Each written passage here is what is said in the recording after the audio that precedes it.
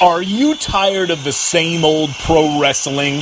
Then check out the amazing action on Powerslam.tv, the biggest indie pro wrestling channel in the world. Get over 4,000 hours of the best pro wrestling events from over 110 of the biggest names in the industry from over 15 countries around the globe. Get your free trial today at Powerslam.tv. The following is brought to you by the Social Suplex Podcast Network.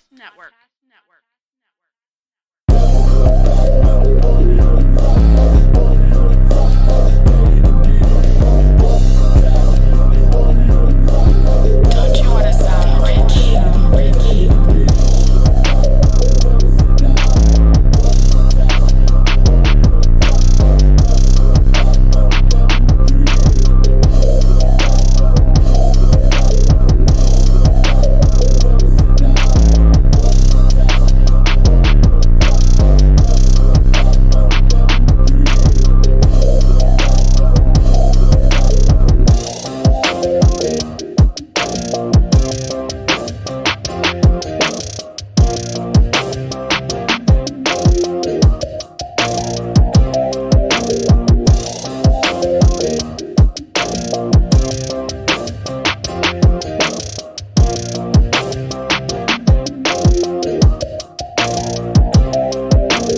Welcome to episode 56 of Social Suplex's podcast about AEW with a proclivity for positivity.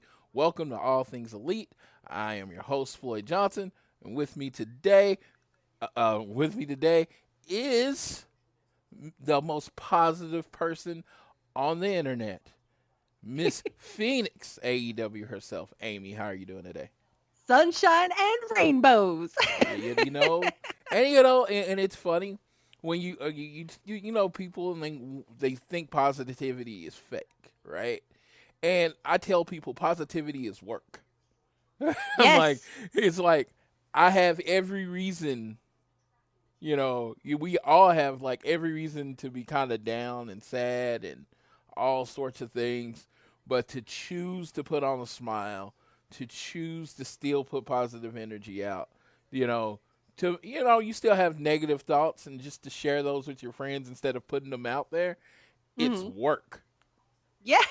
Well, we were just talking about that. Like, for me right now, the biggest struggle is like keeping the kids entertained, and there's crazy amounts of energy, and it's like there's no more outlet for that. So there's no like library or park or trampoline park or anything for, my 5-year-old who's like has the energy equivalent of 10 Monster Energy drinks and 4 puppies. And it's like insanity. And that's exhausting. It's really exhausting. But you can't be like mad at your kid. It's your kid, right? Like they're 5. They don't have the emotional awareness of what's going on. And we're also dealing with our own emotional turbulence of what's going on. So like figuring out a way to sort of talk yourself out of a negative space and get yourself up into a happier one, even if it's just literally smiling if you don't feel like it. And then it just kind of brings you up there. It brings you up a notch. My boss actually called to check on us because I do love my boss. Not many people that I love as much as him, as far as that I've worked with. And he was trying to give me advice. He was like before, and I'll throw this out there to other people. If you are working from home, let's say 30 minutes before your shift starts, maybe you're used to a long commute or whatever, maybe go outside, get in your car and drive around for 15 minutes and then come home. Maybe walk around for 20 minutes and then come home. Try to make your routine as similar as possible. And I will tell you, for me, cleaning, showering, doing that kind of stuff during the day, it puts me in a better mood. As I'm a person that hates cleaning, you can ask my wife. I actually told her on like our third date that's just something I don't like to do. I don't do it. Don't expect me to clean a lot. But I have found like doing dishes, making sure the kitchen's clean and all that kind of stuff actually makes me look at the world a little different. For sure. I think a big part of that is changing up your environment. Yeah. So if you go on a drive or if you get outside and you go on a walk, you're changing up your environment and you're getting yourself to kind of have a little bit of quiet in your headspace. And, you just kind of focus on things a little bit better after that. And with cleaning, you're making the environment around you. You have something that you can actually do to have an impact on your situation because there's not a lot of control that we have right now. It's not like we can control how long coronavirus isolation lasts. It's not like we can control anything like that, but we can control our own immediate surroundings. And I find that, making my bed each morning and doing the dishes, that allows me to have a better impact on my personal space that's around me so that the stuff that I see is less chaotic than maybe sometimes how I feel. Yeah. I mean, I get that. Your life is more chaotic than me and mine. I will say, kids is like my difficulty level is like on if you're playing a video game, it's like on like the basic medium. Yours is like on legendary because you have kids, and They're it's like so busy. yes, and it's just like and you know what? A lot of people don't remember themselves. I do remember myself when I was young. I used to jump off of furniture. Yes. And I mean, I was Macho Man Randy Savage one minute. I was Ultimate Warrior. I was He-Man. And it was just like from the time I woke up at whatever time I woke up in the morning to the time it was time to someone forcing me to go to bed, it was go. It was go time. It Yes. was go. And if you wanted me to sleep or settle down, it was like it would take my dad giving me the look. Otherwise, it was just 100% pure energy. Even when I was watching TV, I was jumping around doing what they were doing on the TV. It was just that's how it was. So I could much energy. imagine this much time having to be Inside. Yeah. Yeah, well, and we go on little walks, but the coolest thing is that because I do so many science workshops, I have like huge totes filled with stuff to like make slime or fake snow or do chemistry experiments. So I have a lot of activities, but like those also require effort on my part to do. So it's not like I could just hand her stuff and be like, here you go, make something. Like it's very involved. But I found that doing those, how we were talking about sort of sticking to your routine, we've been creating new routines. So in the morning, we do stuff like that. Yesterday, we took her bat cave and we completely painted it. We repainted it. We made it a princess castle that's also a bat cave. And the day before, we made slime. And the day before that, we made snow. And, we're always doing something in the morning because that's when I have the most energy to do that. And then that also buys some time for her to have screen time while I chill out and play Skyrim for like an hour. And then we go do something else. So we finally settled into something that makes sense. But man, for the first couple of weeks, it was like total chaos. Yes, I can imagine. I am a borderline gamer now. There's this game on PlayStation 4 called Warframe. I couldn't even put a number on how many hours I play a day. Because when I'm not doing anything else, I'm playing Warframe. It's just, Man, I wish I could play video games all day. And it's just nothing. It's been nothing like. And it's funny because I haven't done this in, let's see, I'm 38, probably 12, 13 years. Oh, wow. Yeah, I don't, I play video games. I've always, PlayStation 2 day one, PlayStation 3, PlayStation 4. But I can honestly say before I started playing this game, I'd probably went 6 months without playing any game. Like, my PlayStation literally had dust on it because I didn't play it at all. So it was just like, so when for me, it's even a shock for me to be so into the video game. All you need is something to suck you in, dude. It pulls you in and you're just like, I'm sorry, we're going to kidnap you and just have your brain for like the next however many weeks of constant playing until you finish this or days or whatever. And then you go back and do it again because you missed a couple things on the first round. Yes, and it's just, and this game is like almost like an MMORPG kind of game. So it's like there is no win, there is no end. You just basically collecting stuff. Yeah. and be making your characters as strong as they can, and it's just like, and then my friend Alex is who got me into it, and every morning we get on and we play together and we talk while in, and it's like I look forward to that time. It is my social time, and it's like these podcasts. That is another big thing that helps me get through the day. It's like looking forward to this. Yeah, absolutely. Just having time to connect with people and kind of just do things that are fun for you, right? Like hobbies and things. Yeah. And it's funny about the video games. Like I was playing Animal Crossing when it came out. And then I got really mad because I beat Animal Crossing. I was so mad that the amount of time was so short for you to do the things that you had to do to finish the goals in the game. The rest of it's like, you can just do whatever. You can make your island whatever you want it to be. You can, continue to get things and make friends and hang out with people. But there are these goals in the game and they end so soon. And I was like, well, I've lost interest in this now. Like, come on. I didn't even know you could beat that game. I stated last week that I'd never heard of Animal Crossing until the day the newest one came out. I didn't even know it was a game. So fun. And Tiffany loves it. She's like, "Oh, I'm so jealous everybody's playing Animal Crossing."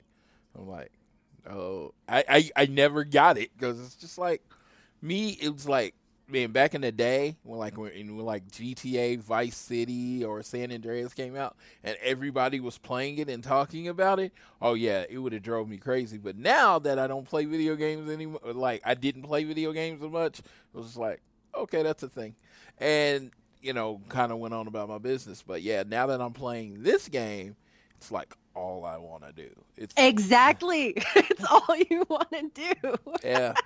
It's like, oh man, I can watch somebody, because I started watching Star Trek, the original series, and it's just like I get through like a episode, and it's like, okay, time to play video game again. Yep, like I could rewatch this show or this season, or I could play some more Skyrim. I'm gonna play some more Skyrim. I'm gonna wake up early before my kid wakes up, so I can do the really mean things like Thieves Guild and Dark Brotherhood, or after she goes to sleep, and the rest of the time I'm gonna go catch butterflies. Yes. Yeah, I should have told people at the beginning of this. You probably want to. Me and Amy haven't talked to each other in a couple of weeks, so you probably want to fast forward to like the 10, 15-minute mark if you want to get to the wrestling. Because, I guess we should probably start talking about the show now. Yeah, it's like, like I say, I can sit here and shoot the shit all day, but like, hey everybody, we're just gonna talk about video games and life. Like, yes, hey, why not? We'll just converse for a while. Yeah, all right. So let's talk about Dynamite. Let's plug Power Slam TV and let's get this ball rolling. All right, Power Slam TV, where you get access to over 4,000 hours of content from over 110 of your favorite wrestling brands from countries around the globe. Use the code Social Suplex. You get the first month free. I'd like to direct you to all of our Twitter pages, which is at AT Elite Pod, at Social Suplex, at Phoenix AEW, and at All Elite Tiffany on the Twitter sphere. And make sure you're using us Google or Apple Podcasts to download the show. You can either download us by itself, or you can download us on the Social Suplex page. And now we go to AEW Dark. Yeah, all right. So AEW Dark, once again, we've got empty arena shows. That is going to be the norm for at least the next 6 weeks. That is, obviously what they have taped so far. So once again, we have kind of just standard matches. We've got, Kip Sabian, it was Tony only Donati. 20 minutes total show. It was like 18 minutes long. But I really loved the Tony Donati Kip Sabian match because that one felt like a match. Yeah. And it was interesting, and we got to, get some of Penelope's involvement in it. And also they had just announced their engagement.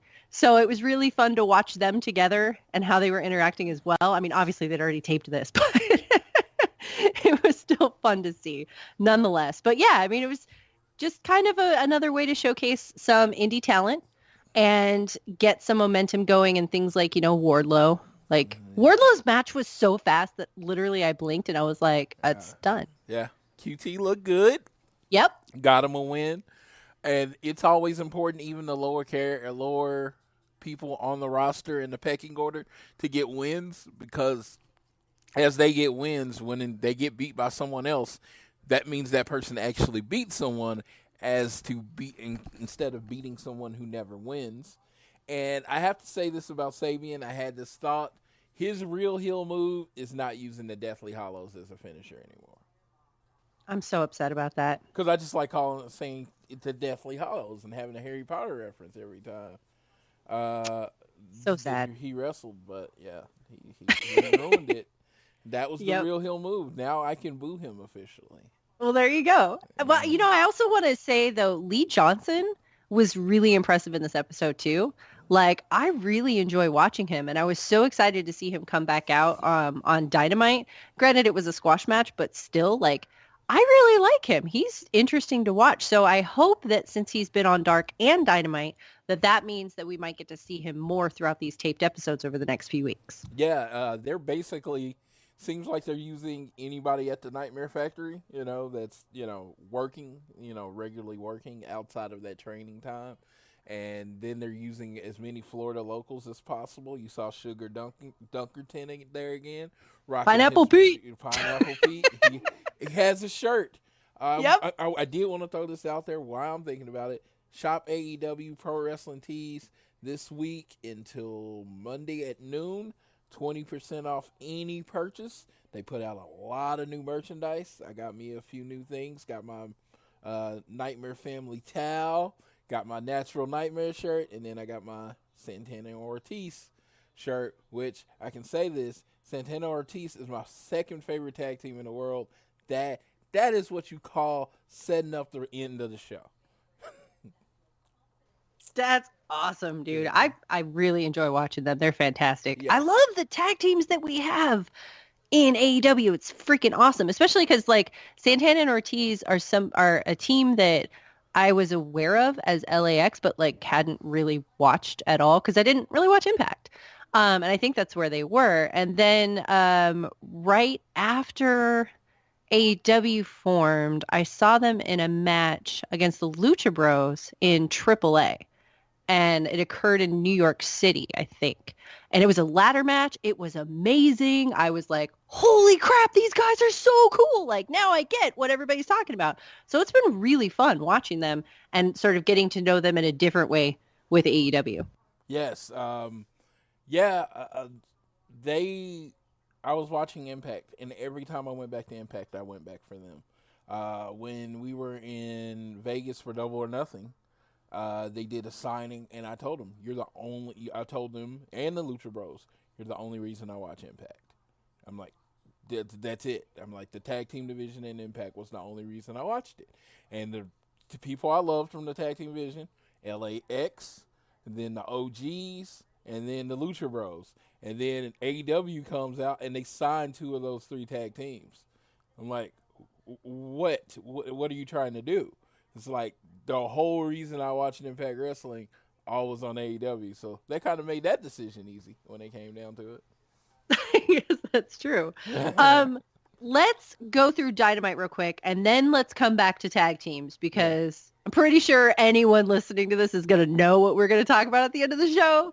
But let's get through Dynamite first. You know what? And that is people, AEW is great. And this really wasn't AEW's news. But they are great at dropping a big piece of news on Friday morning.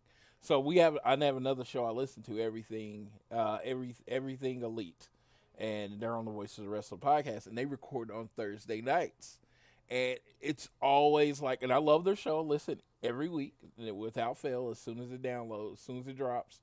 But they always don't have the Friday stuff, so. This is our advantage of actually recording Friday night, Saturday morning. We always get that last piece of AEW news. We get the scoop. Yes, we get the scoop. It's going to be fun to talk about. So let's hit into Dynamite from this week. So we start off, we've got a promo with Jake the Snake, again directed at Cody on behalf of Murder Hawk, Lance Archer. Lance Archer comes out, and I was trying to figure out who the person was that he was fighting because we didn't actually get to start watching it until I think a minute and a half, maybe 2 minutes after the show started, which was driving me crazy. But yes, it is and Jericho called him 4 different names in the minute that this match was on. Who was it? Because even Bleacher Report is like Lance Archer against Jobber, and I'm like, but who? Oh yes. So on the All Elite site, his name is Alan Angels. Alan Angels. Okay, thank you. I will He go look called him them up. Angles. He called them Angles, English. He called them through. I was like, as a person trying to take notes during the show, like, dude, what is his name? Jericho is amazing. Yes. Amazing on commentary, by the way. Like, that was Yes. so freaking delightful. It was so great. I was laughing so much through these matches. And and like, I'm not a rock music guy, but all his rock references through the show were hilarious. And even though I might not know who they were, I kind of got the gist of what he's talking about. He very much reminds me of when I was growing up of Jesse the Body Ventura. Somebody that like, okay, I'm putting all these people over, but he puts himself over just a little bit more, and it's amazing. Yeah, it's so good. So the next match that we had after that, obviously Lance Archer won. I do want to give a shout out to Lance Archer on one move. He did a one-handed, it's like from a choke slam position, overhand belly to belly throw. Was just, I don't care who you are, how small the guy you were wrestling against. It was so freaking impressive because the way it was done, it didn't look like that guy had anything to do with going over. He just looked like Lance Archer's like, hey man, you're going over, and just chunked his ass over. It was like, amazing. This is my life now. Yes. Oh man. Okay, next up we have like my favorite match of the night, which was Britt Baker and Hikaru Shida. This match was so good. Even at the beginning of it, their chemistry was great. Britt, of course, is the heel in this match, but she was doing that chicken heel thing where she rolls out of the way. She's talking shit to Hikaru Shida. She's like posing next to her as she's draped over the ropes, and she's still talking smack to the camera. Like, Britt was on her A game in this match. It was so good. A heel turn was the best thing for her. It just seems like everything she does, her in-ring work, her character work, when she hit the Famouser and then stared at Billy Gunn and put her hand on her, it just comes off as so natural and so easy for her. And when she was trying to play the white meat baby face at the beginning, it came off as so fake. So I'm not saying she's an actual horrible person. It's just I hope nobody is actually taking that away. I don't think so. I realized what I was saying sounded like, you pulled a bitch card so well. Oh my god. Yes, but I'm just saying, it's just like some people play some roles just better than others, and my enjoyment of her, my looking forward to her matches, just in anything that they do with her, has increased 100-fold since she actually embraced the heel role. Yeah, well, and like we were talking about that, even just her entrance when she comes out and she's talking, and her posture and her swagger when she walks, like that screams heel. And she's so good at it. She is so good at this. But the great thing about this match too was that it really felt like this was the pinnacle moment, the defining moment where everything gelled together. Their chemistry gelled together. Their time spent in the ring together, in and out of shows, gelled together. Their charisma to the crowd, the camera, to each other, gelled together. Like, this was the moment where it was like, hell yeah, they've got this. This is awesome. They're putting on a money match right now. This is fucking great. Excuse me. Excuse my language. This is really great. Yes. and you know what? I've always been a color mark when it comes to wrestling. Of course, I'm a Cody fan, so you can imagine how that comes from getting color in the match. Accidental color sometimes is the best thing for wrestling, and this was another one. They were already having what I would consider a good to great match. You add an accidental nosebleed and Britt Baker looking like literally like a wild animal that had just caught its prey. It was just amazing. It added so much to this match. It added a desperation to it. Again, her character work. She's about to put her hand in Sheeta's mouth. She grabs the referee, takes the glove off of his hand, gets the glove from him, before trying to put the mandible claw in her mouth. Good Lord, what kind of detail is that? I know it's just sanitary, but in the moment, it was just like, oh, she's a fucking genius. Oh, so good. And like the look on her face when you see the gift going around, she looks like she legit tapped into this primal nature of herself.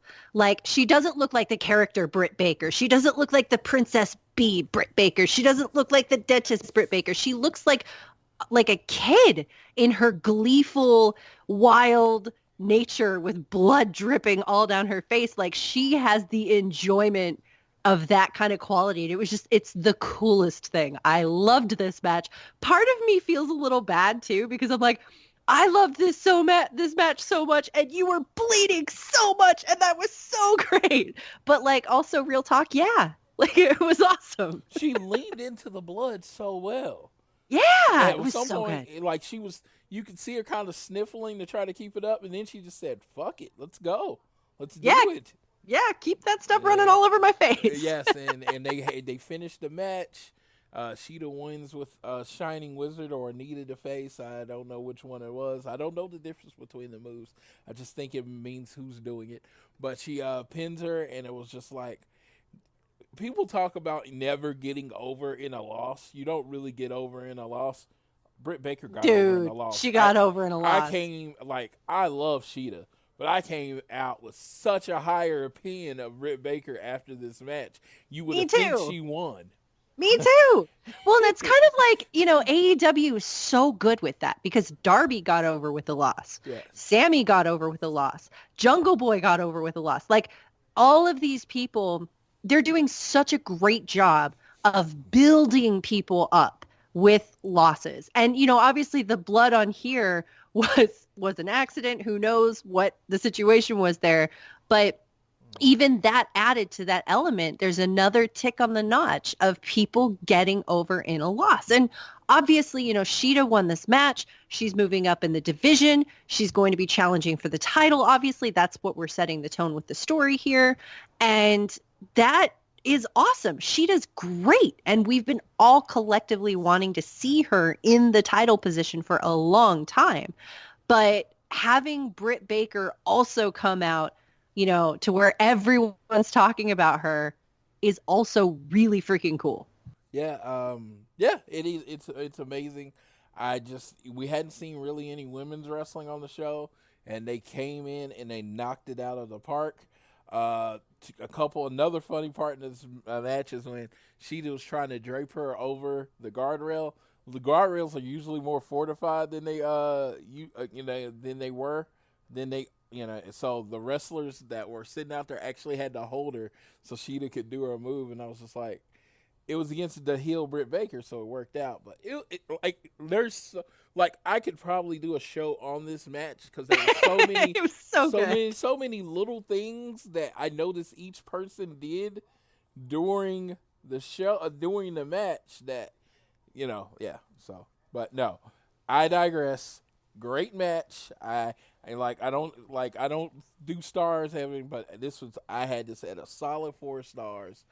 Probably other than, to me, the first Rio and Nyla match that was like on Dynamite day 1, I would say this was the best match in AEW. Totally agreed. It was amazing. I would have loved the crowd reaction. Oh my God, I miss the crowd so much. Oh, that's actually a perfect time to bring this up. So we were talking about how much we really miss the crowd. Like, the show itself is great.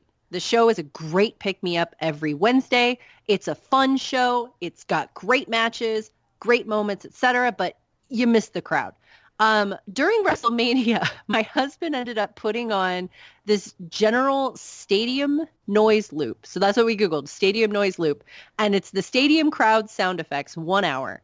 And there are these generic chants that happen throughout that sound exactly like they're saying AEW. And then during the next match, which was the best friends match, there were chants that sounded like they were saying best friends. Now, obviously, these chants are just generic chants as your brain fills them in. But it was really, really nice to have the sound of a crowd kind of low-key in the background so you could still hear everything that was going on, but also still get those chants because that's part of what makes this show so good. I love it. So if you're finding that you're missing the sounds of the crowd in these empty arena shows, definitely think about running, a stadium noise loop behind it, general crowd noise, wrestling crowd noise, whatever you prefer, because I've found that every show that we've watched so far, whether it's WrestleMania or Dynamite or Dark, has benefited greatly from having just that comforting crowd in the background. Yeah. I could see that because the shows are all just so quiet, and you just need a little bit more. The audience on the outside with the Gun Club, the local wrestlers, and then the heels on the other side, it adds a little to it, but it's just. I love it. Yes, I love that they do that. Yeah. And if you put the crowd noise quietly, you can still hear them too, which is even better. So next up, we had a couple of promo packages, and the hilarious thing about this, I don't know about you, Floyd, but these promo packages solidified the fact that Jake Hager is not walking away with the title. I knew he wouldn't. Well, I was sure he wouldn't, maybe. But this was like, Jake Hager's like, I'm in it for the money. I don't need prestige. I'm only in it for the money. And then his wife is like, we're a house of winners. If Jake doesn't come home a winner, he doesn't come home. She might have a future in this business because I generally hate her, Yeah. Yeah, like her voice, the whole don't come home thing, I hate her. And that's what you're supposed to do. You're just like, some people just have this natural, hateable persona. She does. I stealing this from another show. I don't know which show it was, so if you're listening, I'm sorry. But Moxley does a better job of getting Hager over than Hager does. Oh, God, Hager sucks. I mean, I'm sorry. This is the show that has the proclivity for positivity, but like, Hager's there. It's one of those things. They booked him in the perfect role as Jericho's bodyguard. And, of course, as a first contender to a Moxley, perfect guy. He's a legitimate badass MMA fighter. You're going to be able to build him up to basically give him Moxley a notch on his belt. I love that. But there is no question who's winning this match. I don't have to read a spoiler. I don't have to do anything. We all know who's walking away with the title in this match. Well, Jake's going to have to find a new place to live then. So, sorry, boo. I could not get over that, though. His wife was hilarious. Like, oh, God. And like I said, my favorite line. So bad. It came off of very real housewives of whatever city that you're into, in that little room saying how they feel about everything. Like I said, she has a hateable just persona. I was going to say a hateable face, but, she's not bad looking. But she has a hateable persona. It's just like when she talks, that tone and everything. And I know she was trying to do it. This, in a lot of ways, this is very much a compliment because she was trying to come off as unlikable. So she did a good job of that. She might be the sweetest person in the world, and then just really nailed that because she was like Desperate Housewives meets Karen meets bitch face, like all at once. And it was so good. And I mean that in the best way. I don't know how to say that. Yeah, that's what I'm like. How do you tell somebody? How do you say somebody's good at being like a vapid bitch? But no offense, you're really great. You're doing great, sweetie. It's literally supposed to be a compliment. You know what I mean? And it's like, and the worst part is that she uses her real name. So I can't say, oh man, the character of this is amazing. It's like the character of your real name. I don't know. Never mind. It's just like there's so many ways for this to go bad. Oh my gosh. All I know is that line sold the whole thing and it was so funny and so hilarious. I just loved it. Yes. Speaking of hilarious, the next match we had was Best Friends versus, did they ever settle on a team name for themselves that wasn't also Best Friends? This match was for the name Best Friends. There was stakes on the line. I didn't realize they had a stipulation. Yes. They showed a vignette early in the night where Omega says they need a name. Knox says Why don't we be best friends? Because we are actually best friends. He said, you're an EAVP. You can make it happen. Turns out Orange Cassidy is in the bathroom listening to everything. And then he lets the real best friends in. And they get really angry at them. They say, "You want the name on the line? You don't want the name on the line? The name is on the line." So that's how Oh my God, I missed that. That would have made this so much more fun than it already was. Yes. I just loved that Jericho was like hyping up how close Kenny and Nakazawa were. Like, they've been best friends for decades. They were tag team partners in DDT. They've been tag team partners for over a decade in Japan. And I'm like, what are you trying to pull, Chris Jericho? This isn't Kota Ibushi. And then he's like, in other nefarious companies before Kenny Omega went to New Japan. And I was like, okay, there we go. Like, it was really funny, like drawing those parallels. It's funny because you think about wrestling and everything else. You always have friends that may do things, and they say, man, if I ever make it, I'm going to come back and get you. You think about Kenny Omega, he did it, Yeah. He made it, and he said, hey, Nakazawa was one of the first AEW signees. So just think about it. He came and got his friend. I'm pretty sure he does more than just wrestle, but it's kind of cool that just a thing about Kenny that's kind of cool about him. He's like, he came and got his friends. Come on. Yeah, well, and they're really, really great together. I really enjoy watching every Nakazawa match, and this match had shades of DDT in it, which was great and hilarious. I just love it. I love Nakazawa and Kenny Omega matches because I love Kenny Omega matches when he's like, the best bout machine and like super serious and energetic and everything's on the line. But I also really love laid back, let's have fun. We're also going to have a wrestling match, but we're going to have fun. I love fun matches. This was great. Yeah, there's so much more to pro wrestling than 7-star and whatever matches. I mean, I love those things. Don't get me wrong. I love them.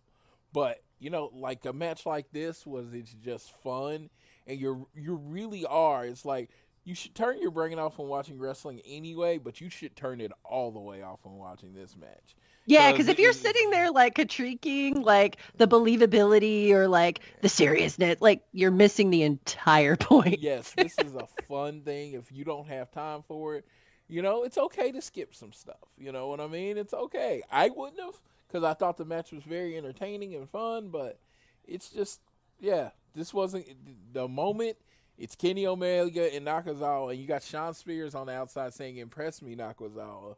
And, it's like, he's never going to. Oh, that was so good. I'm going to steal your tag team partner, Kenny. Yes, I'm going to steal your tag team partner. And it's just like, this is like cool. I don't know. It's just like everything with this match was just fun. If I had to give it, it's like, what's your star rating? I was like, fun. And there's no star. Lollipops. They weren't out there to get 6 stars. They were out there to entertain. And I honestly think this was, it served that purpose. Yeah, 100%, dude. Next up, we got another match that served its purpose. It was a squash match. It put over Brody Lee. Mm-hmm. Lee Johnson was there. I mean, it's funny because, like, I don't want to be, like, negative about it because I don't really have strong feelings about it. But, squash matches are just kind of that. There's not really much else to say about it. The Exalted One is doing his thing, still cutting promos, still building his character. Yeah. And, the squash matches are helping to show that he's still a strong dude. But they happen. Yeah, it's like, you think about it, again, 20 to 30% of the roster. Like, let's say they might use Sonny Kiss or someone else that would put up more of a fight, in this match. And you maybe show a little bit more of who Brody Lee is. They don't really have that option right now. So they are doing the best with what they got. Exactly, especially because they're wrapping things up right now with the tournament, which is the next match. And you don't want people who are in the championship tournament to be in the squash matches because that just destroys their capabilities of being in the championship tournaments. It kind of, negates that. Before we got to the title match, there was a Matt Hardy promo. Oh. I don't know if that's in yours. So no, go for it, dude. Yeah, he basically it was from the compound. He basically said you insulted the elite, and then you tried to take You tried to take Vanguard 1 away from me. Vanguard bring me the shirt, and he actually brought him a all the Elite Wrestling shirt because he was burning the Inner Circle shirt, which was funny. He then challenged Chris Jericho to come to the Hardy compound and face them into a Elite Deletion match. I have two things to say right now. The first one is you made that make way more sense than Matt Hardy did in his promo, which is not a negative thing. I love how weird and strange and creative and unnerving Matt Hardy is with his character. I think it's so fun to be like off my toes with this. But I also love the idea so much of them potentially having Jericho come out to the Matt Hardy compound. I was so excited with the Ultimate Deletion Bray Wyatt thing. Like that kind of was one of the first WWE things I saw when I got back into wrestling. And that was so cool. So that was one of the things I was really excited about with Matt Hardy is to tap into that creativity and different environment to have these matches in. Man, I hope they do that. That's going to be really, really cool. See, and I know they're going to do Blood and Guts. I know they're going to do Blood and Guts.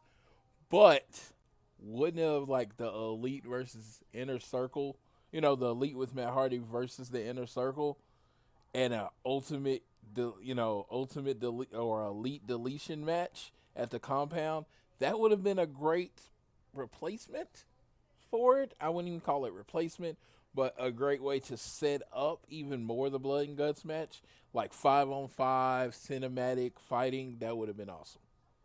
I love cinematic matches. I need more of them, and he's so good at this. I am one of those things with those so many cinematic matches happening in the last week. I want them to do this match 120%. I would wait about 3 weeks to a month. Let the other ones get out of everyone's head. Because it's funny. I wouldn't call it an original Matt Hardy idea, but he innovated the idea. Not saying there's never been cinematic matches before, but he's the one that brought it to a major level, made it go viral, that kind of thing. So he's kind of the innovator of it. And I don't want it constantly compared to what you just saw, because what you just saw, was its thing. And I think everyone should be, appreciated or judged on their own merit. Totally, completely agree. Gonna happen anyway. Yeah. But I totally, completely agree. Absolutely. Absolutely. The 3 matches were compared against each other. They all had 3 completely different storylines. And it was just like, but I can say, I know this is an AEW podcast, but I want Mark Calloway, a.k.a. The Undertaker, in all the Netflix Beam action movies forever. In eternity. Yes. I think one should be coming out like every 3 months. Seriously. And, this kind of goes along with your point, though, of we can be happy about cool matches and not have it be, well, this person did it first and this person did this better. And I don't think that they should be doing this because they did it first and they only did it at WrestleMania and now they're doing shut up, dude. Shut up. Just close your mouth and enjoy the shit that you're watching because it's cool as fuck and we should be grateful we have it. Yeah. So that's where my stance is before any of that goes down. Like, I was so excited about the Boneyard match and I was so excited about the Firefly Funhouse match. Those had me giddy. It was so great to feel giddy. And the idea of Matt Hardy having an epic match with the Elite and the Inner Circle at the Hardy compound also has me feeling giddy. This is a great thing, especially right now when we have empty arena matches and no crowds. Why not utilize that creativity in doing this really cool cinematic stuff? This is awesome. Yeah, definitely. And you could do it in a way that it sets up for Blood and Guts. Like they're in a fight, they, go 30 whatever minutes, and then at the end, like the Inner Circle just drives away and there's no real winner. And then you can be like, okay, this is going to be continued at Blood and Guts. Oh God, I can't wait for crowd shows and pay-per-views. It's funny because I kept hearing different rumors. I heard that Vegas extended their quarantine, and someone had said to June 1st, and I was like, I go to Las Vegas. I'm like, dude, that's after Double or Nothing. Typing in real hard and being silly, and they're like, only to April 30th. I'm like, woo, yeah. Yeah. Like, I know Double or Nothing's not going to happen. I do, but it's. But you still want to have your hope. I need that light at the end of the tunnel. Even if it's a flicker, I just need something to possibly look forward to. Yeah, no, I hear that. I hear that. I unfortunately have completely given up all hope for Double or Nothing, which leaves me in a very, very sad place when I think about it, because there is no light. I don't know where the light is. I don't know where the flashlight or the candle or the matches or the flint or any of it is, and it sucks. So hold on to that light, because if you let it go out, it sucks. I cannot wait for the next crowd show. It's going to be amazing. The outburst from the crowd is going to feel insane. The energy, wherever it is, I'm going to be there. Oh man, seriously. Like I'm not, and I say that, and it's like, oh no, I'm not joking. I've told my boss, the first show they announce with people, I don't care where it is. It could be in Seattle, it could be in New York, it could be in Phoenix, it could be in Bangor, it could be in Bangor, Maine. I'm gonna figure out a way to be there. Yep. It's like, I don't care. 100%. Yeah. All right. Let's go to the main event of Dynamite. We've got the first championship match in the tournament. We've got Cody versus Shawn Spears. This was fun. I was not really fully aware of Shawn Spears when they met the first time at Fyter Fest or at All Out. And like, I knew he was Ty Dillinger, but like I wasn't watching WWE at the time. So like, I knew his name, and that was kind of it. I love Shawn Spears. Shawn Spears, for me personally, is like a homegrown AEW talent. And I know that's silly to say because he's been in the business for a long time, but like, I love him so much. He's so good. And it was so great to see him shine so well and be so strong and so powerful and so vicious in this match. And like, even though Cody won and that was the right outcome, by the end of this match, I was actually hoping Shawn Spears would win. And I even said, because I knew as soon as I would say that Floyd, you would be like, oh, the audacity. But I was like, I feel really guilty about this, but I really hope Shawn Spears wins right now. I really want to upset in the first round, not this one. That was my biggest problem with this show. If I have to say I have a problem, like gun to my head, because I don't really have a problem with the show, it was kind of how predictable the show was. So as much as I don't want Cody to lose, if he would have lost, it would have at least added a little something to the show. You know what I mean? Yeah, but I also think it would have taken the wind out of the championship a bit too. Because like, we want to see Cody win, right? He can't go for the title, but so you want to see him go. There's this guy, the little bug of a guy that y'all like that has paint on his face. I think people could get behind him winning the title. Heck yeah, dude. Well, and also I was like, okay, if Cody wins this match, Darby's winning the next match. I don't even remember who Darby's fighting. I'm sorry. I'll have to look it up. Sammy Guevara. Okay, I thought so, but I wasn't sure. Okay, so sorry, Sammy G, but you are out of this tournament. Darby is winning. We're getting Cody Darby too, and Darby's freaking going over this time. That is how this is going down. Maybe.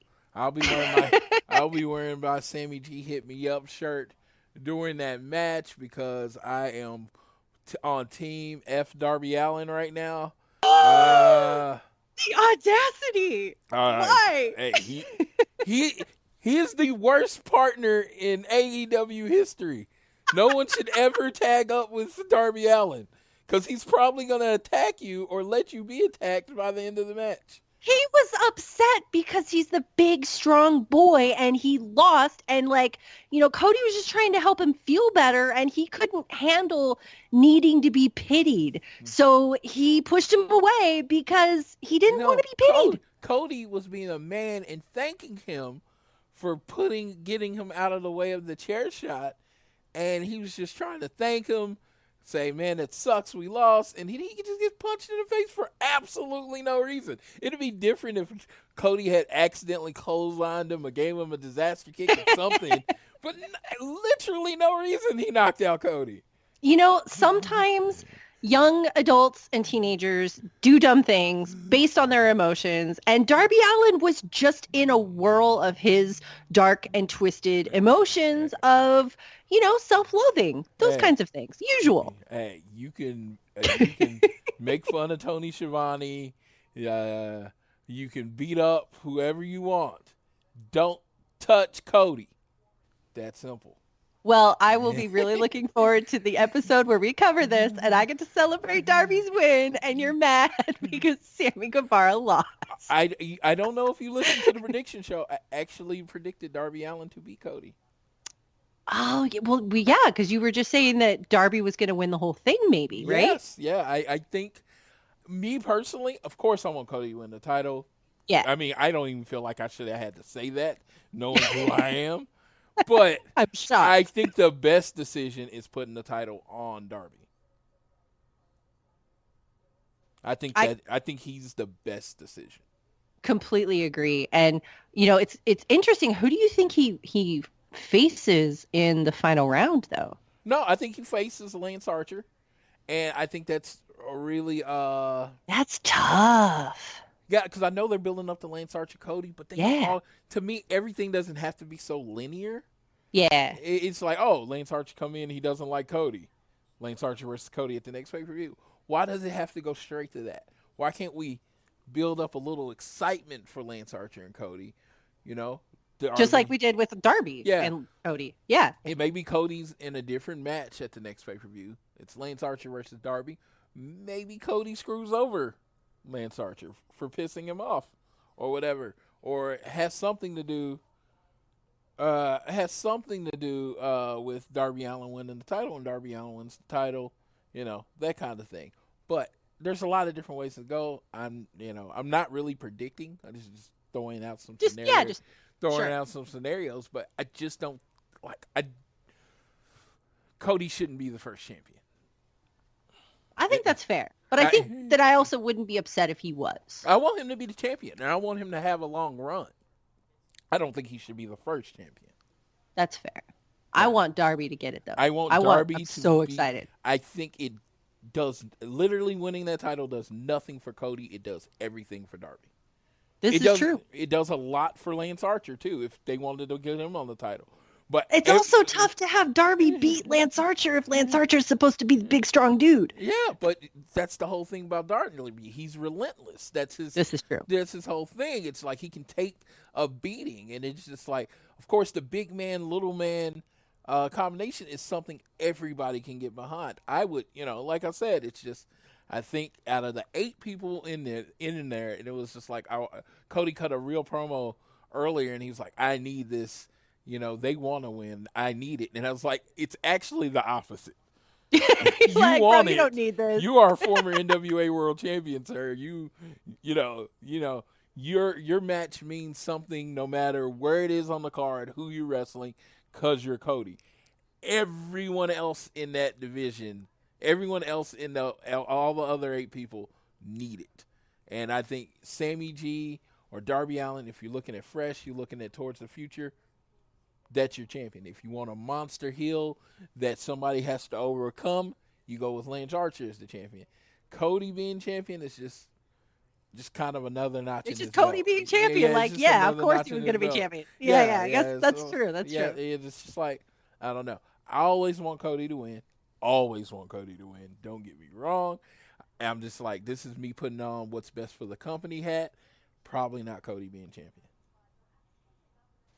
That is fair. Well, since we're talking about looking to the future, the big news that came out today was pretty relevant to the future of AEW and AEW's tag team division, and potentially, when it comes to people talking about where they might fit in, could be maybe somebody that Sean Spears might be looking to eye pretty soon too. And that is the Revival were officially released from their contracts today. No non-compete clauses. They are good to go at the drop of a hat, just in time for there to be no empty arena shows everywhere. But the Revival are ready. They're ready to go. Let's give, So, I mean, I was gonna just give a little color to people on this situation, why there's no compete clause or whatever. The Revival actually, WWE had paid out their low end on their contract, so they actually haven't received money since February, January, as reported. The point of a 90-day no compete, and the only reason it's a thing, is if you want to get paid your money for that 90 days. If you're not being paid money for that 90 days and that doesn't matter, the release is immediate and you can start working wherever you want. That is why Dash Wilder and Scott Dawson, which won't be their names going forward, but that is why FTR is released and available now. and even though they can't use the Revival's name, they have trademarked FTR, so they can use that. Floyd, everyone's asking, where do you think they'll go? Do you think they'll go to Impact? Do you think they'll go to New Japan? Or do you think they'll go to AEW?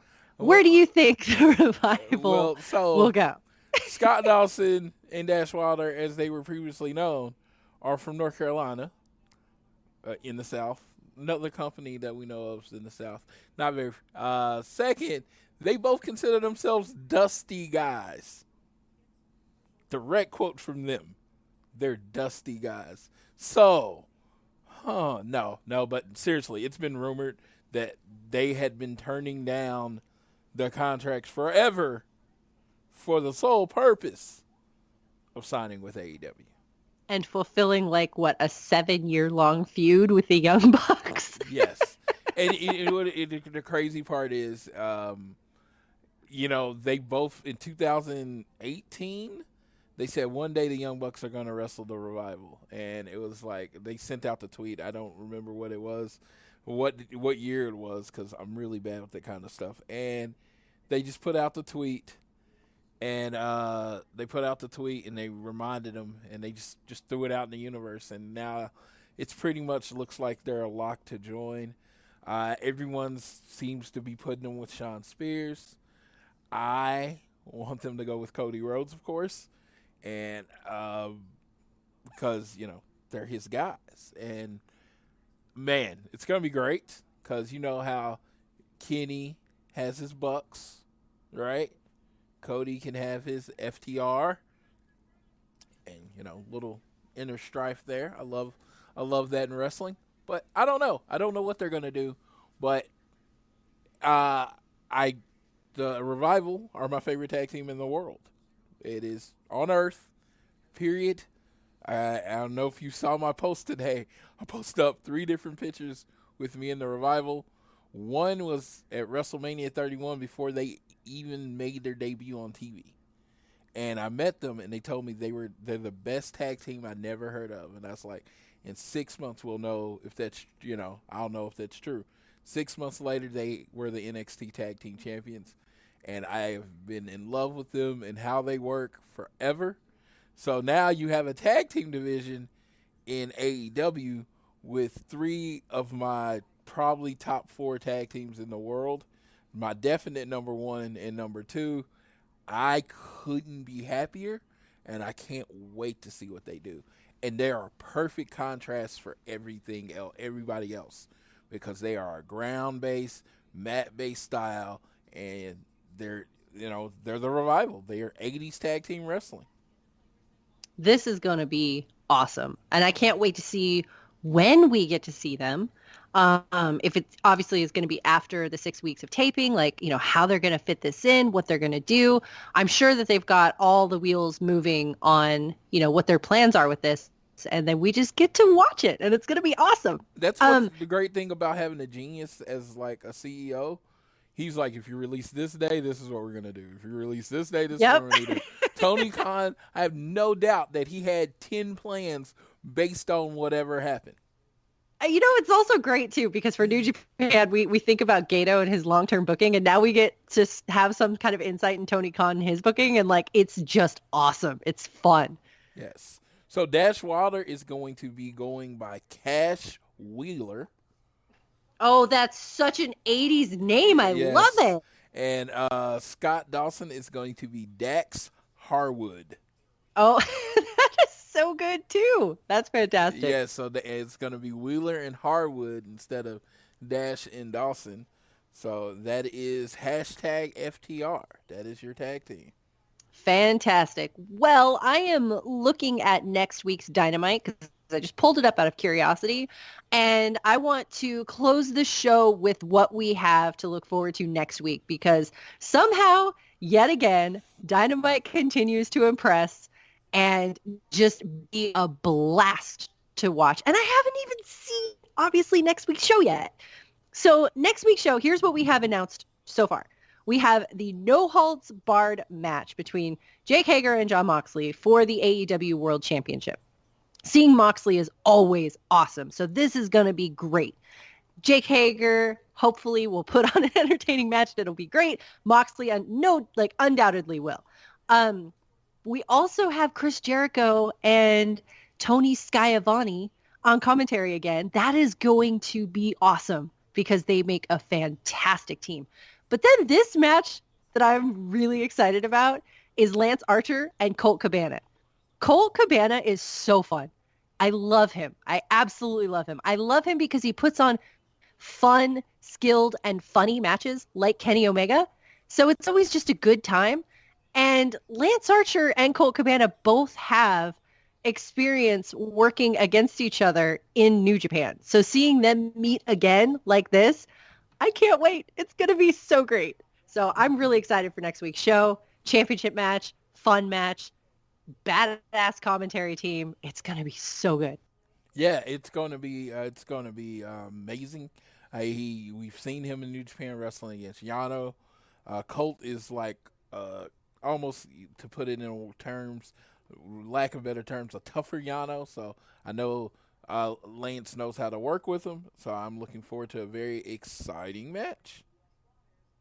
And it won't be a squash match. It will not be a squash match. I'm going to be so mad if it's a squash match. Yeah, I was going to say we get 2 non-squash matches next week. Yeah, so it's going to be fun. Yeah. I don't know what else they're going to have on the card, but, every week Dynamite continues to delight. And, we're sitting here at home. We're stuck with coronavirus isolation. We're doing the best we can with what we have in our own lives. We're looking to the future of uncertainty. We don't know how long this is going to last. Things kind of suck sometimes. And I know that for me personally, I will be in just a slump on Wednesday, just kind of like, all right, I guess I'll watch Dynamite. And it always lifts my mood. It always picks me up. And I just feel so happy during and after watching it. And I'm so grateful that we have something as fun and uplifting and energetic as this to make our weeks not only tolerable, but awesome sometimes. It's honestly really the only reason I know what day it is most of the time. Legit. Like Monday is BTE, surprise. Yeah. Tuesday, I know Tuesday because it's not Dynamite Day yet, but Dark Day. Wednesday's Dynamite Day. Thursday is Sad Day. And then the rest of the week is just kind of hazy. Yeah. I want to be like, oh, okay. I know this has to happen, but yeah, is this almost over? I don't know. Can we get back to Wednesday? Let's do this again. That's where I'm at right now. Is it Wednesday yet? No, but it's Floyd Day, so that works. Yes, I look forward to doing these shows. Amy, you and Tiffany are amazing to talk to. And your every other week's rotation, and it's great. And I thank you for always being there. Oh, absolutely. I feel so happy right now after we've sat here and talked and chatted about video games and wrestling, and my mood is like a complete 180 from earlier. Yes. Where I was like, oh my God. And now I'm like, yes, today's great. Yes. So thank you. Thank you. I'm just going to get to playing video games. So I will tell everybody, just do what you got to do. As long as it's illegal and, not getting anybody sick, do what you got to do to be in a good mood. I thought you just said as long as it's illegal. As long as it's legal. Legal. As long as it's illegal. Go out. Oh, God, please. Please don't do anything illegal. Yeah, and no. if you do anything illegal, Don't say Floyd told you to do it, because I did not. You do not have permission from the podcast of positivity. You do not have it. Just do what you can. If it's doing a push-up and you haven't, you set a goal. Set a goal. That's on like set little goals. Like I love how you're like, do a push-up, and I'm like, go eat some cake. Yes. I mean, whichever one it is. I know some people like to work out. I don't. Yeah. I don't. Yeah, for It's sure. not my thing. I'm going to be on the eat cake side of it. But I know there's some people that want to work out, get some sunlight, sit out on your stoop, whatever, practice social distancing, don't get old people sick. That would suck, that kind of thing. Find a way to make yourself feel good. Yes. Even if it's just for a few moments in a day, having something that you can do that feels good, that makes you feel happy, that brings a smile to your face or some bit of peace to your mind is so important, especially when times are so uncertain. So finding something that you can do to lift up your day, even just for a minute, go chase that with gusto. Yes. And, treat yourself, man. Whatever you can do. I mean, me and my wife are gonna watch Trolls World Tour either tonight or in the morning. You just gotta make your life, try to pretend your life is as normal as possible. This is where the suspension of disbelief from wrestling actually helps in real life. There you go. And then, next week we have Wednesday again. Yeah, we have Wednesday. And let's see, maybe get more Jericho on commentary. Oh, my God, he's so good at that. And it's like, he's one of those things that almost annoys me that dude seems to be good at everything he does. He's untouchable. Yeah, he is, He is very much untouchable. And when it comes to just being all-around entertainer in wrestling, he very well may be the GOAT. Agreed. 100%. All right. Anything else from you, Amy? No, I'm just looking to next week. This is going to be a dope card.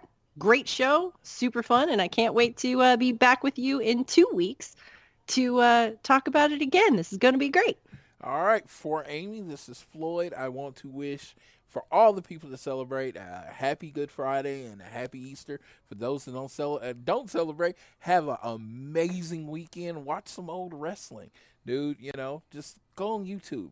There's all sorts of gems out there to brighten your day. Buy yourself a video game. Do whatever you can, but make sure you're reaching out to your friends and family, doing mental health checks, making sure everybody's okay.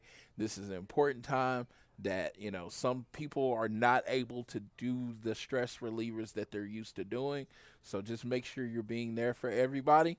But most importantly, whether it's home, or home, always do your best to be elite.